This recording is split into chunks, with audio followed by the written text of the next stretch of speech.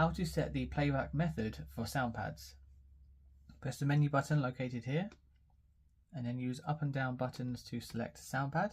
Press enter. Then use the up and down buttons to select the desired sound pad. So we're going to select A, press enter again.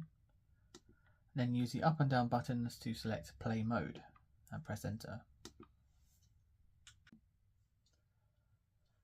You will then need to use the up and down buttons to select one of the 4 options available.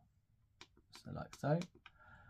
You get one shot, so each press of the sound pad will play the file through once from start to finish.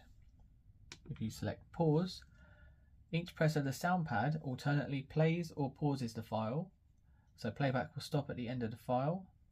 Press and hold for 2 seconds when paused to return to the start of the file.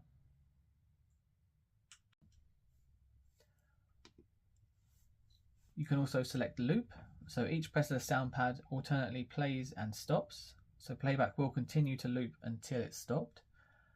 And then you have hold, so while pressing the sound pad the loop playback will continue. Upon release the playback will stop.